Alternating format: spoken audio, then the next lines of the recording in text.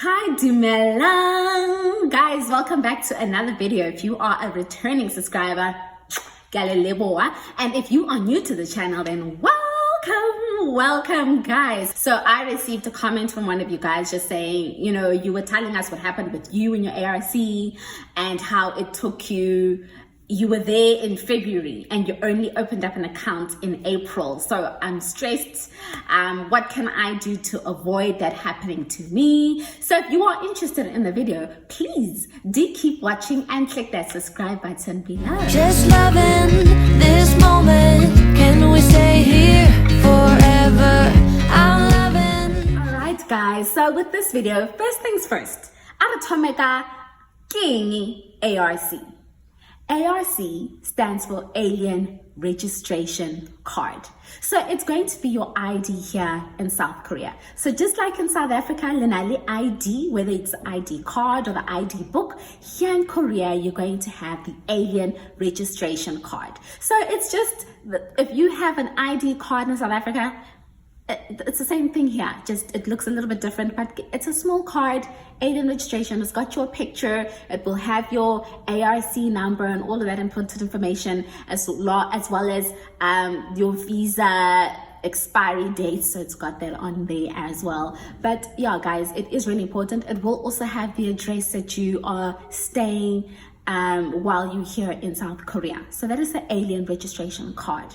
Now, why is it important? Why do you need it? Get ID.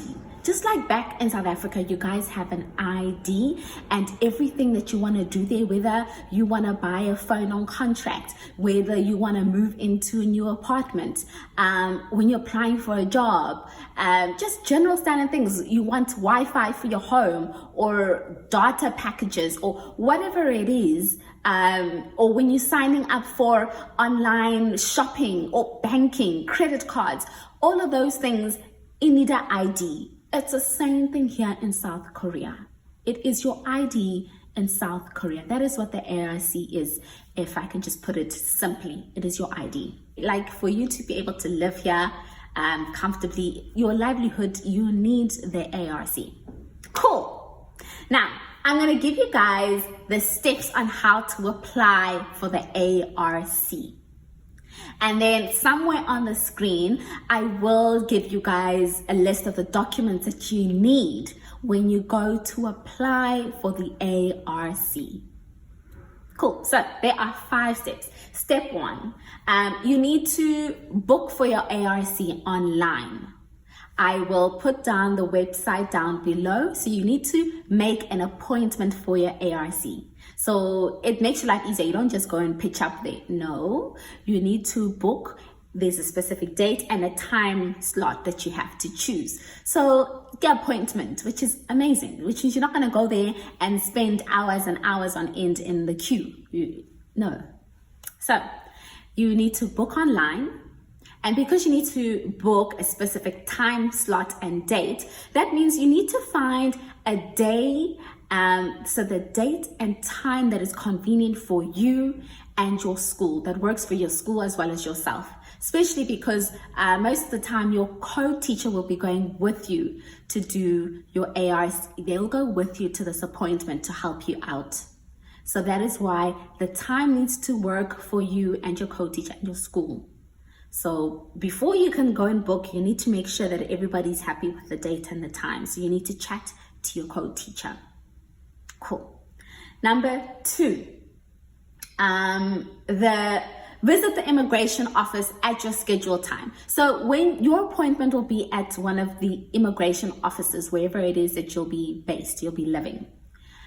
So once you've made the appointment at a time that's convenient and a date that's convenient, then you actually have to go there at that scheduled time, that time that you booked, then you need to go. Step 4, when you're at the immigration office, you then need to submit all of the required documents. So there are required documents when you do this application, but I'll put somewhere here the required documents. So you need to submit your required documents.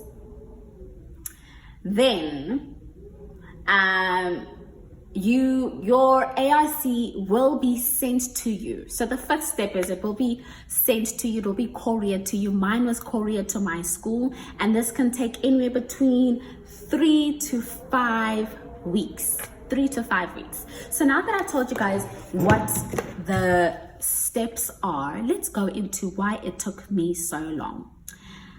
So remember, point 2 was book a date and time that suits you and your co-teacher. So you guys won't be able to just now, after watching this video, to go and click on that video and go make your appointment. You can't do that because 1, you guys don't know which city you'll be living in.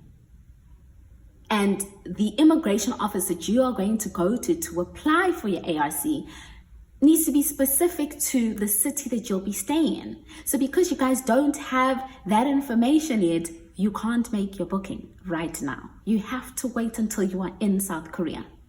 Number 2, remember I also said that time and date needs to be convenient for you and for your school, so your co-teacher.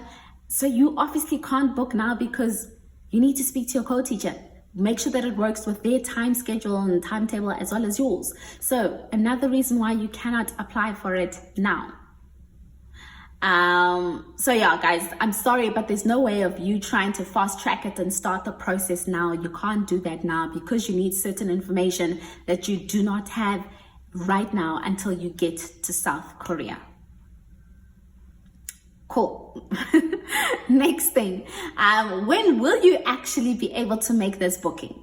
So we made our booking while we were at orientation. So when you are in orientation, that week of orientation, epic orientation, on one of the days they will walk you through on how to book for your alien registration card.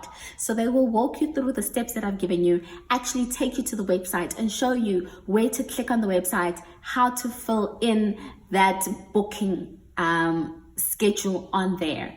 And that's also the day that you'll be able to know which city you'll be placed in, so you can do your booking while you are at orientation.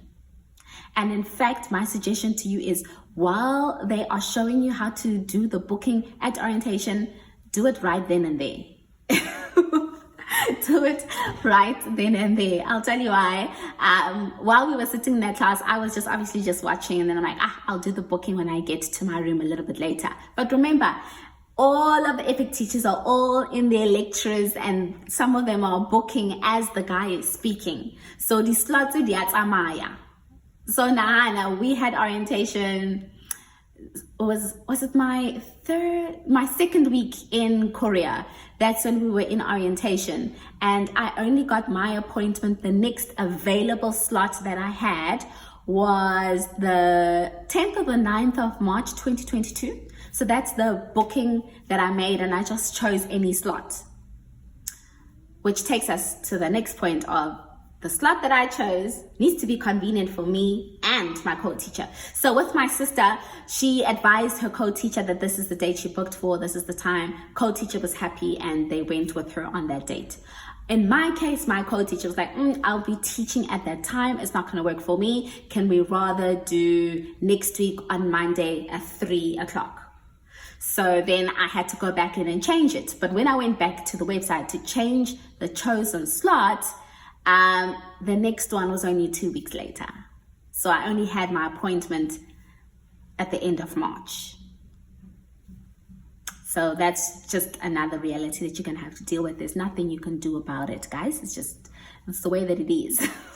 So that is the reason why my alien registration card took so long, is because my appointment, I had to move it to a later date that worked for myself and my co-teacher, and that date was the end of March. Then once I actually had the appointment, it's only ready 3 to 5 weeks.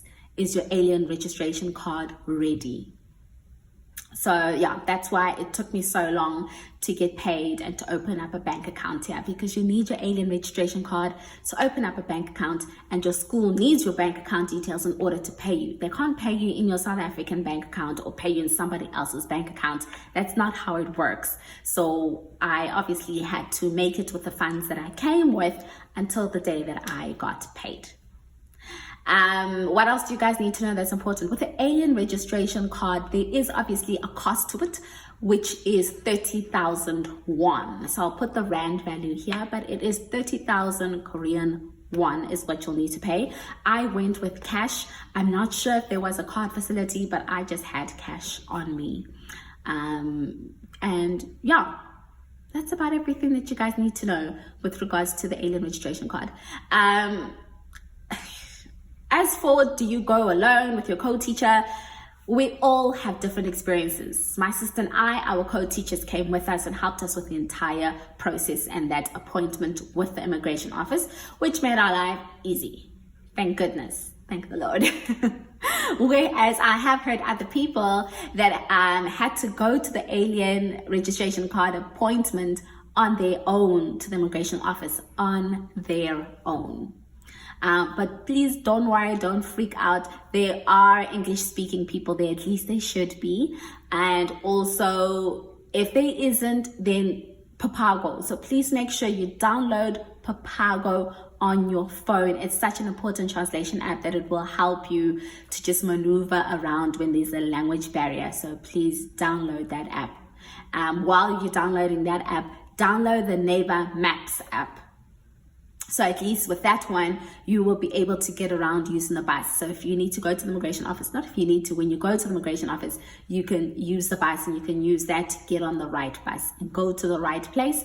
Unless you want to pay for an Uber, which is a taxi here, so a cacao taxi, just know that that will be expensive. A taxi is expensive. It's better to go by bus.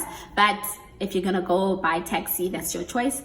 On my side, we went by a taxi. My co-teacher ordered the taxi. I don't know if it's on her account or the school's account. I think it was probably on the school's account. Yeah, but anyway, the two of us went via taxi and came back via taxi. So yeah, guys, I hope that you guys found this video helpful. As for opening up the bank account, yes, they need your alien registration card. Take your passport with you when you open up your bank account. Take your Papago app in case you're not with your co-teacher when you open the account. What else do you need? Make sure you've got things like your contract, your address, and things like that in case they do need it. That's also important. And when you do open the account, tell them that you want to also be able to transfer funds back into your own country. So they can open an account that would allow you to do that, to do international banking. Various banks have different accounts, like remittance accounts. It may be separate. Others, it's not separate. It's your normal savings account. And then you can just transfer as you please, but there is a certain limit, so make sure that you ask those questions so you know what are the limits. How do I transfer internationally? Is there a banking app so at least I can bank online and things like that? So the normal questions that you would ask in South Africa when you open up a bank account, do cover those when you open the account here. It's just so you know what you're signing yourself up for. So that's the banking. I can't even tell you guys, open this bank, don't open this bank. That's not how it works, because obviously wherever you're going to be placed will dictate which accounts you open.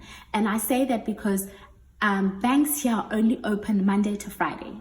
You'll be lucky if you get a bank that's open on the weekend, but Monday to Friday is the norm. So that means then you can only go to your bank after school, and already our school day ends at 4:30, which means if you needed to go to the bank, you only probably have a few more. My bank closes at, I think they close either 5:30 or 6. So between 4:30 to 6, that's the time that I've got to go to them, if I'm not mistaken. So you don't want to open up a bank that is too far for you to get to. You want to open a bank that is closest to you. So if you need to go to the bank, it's a short destination to get to, so you can do what you need to do in that time frame that you've got between school closing and the bank closing. Which is why I'm saying open the bank that is closest to you.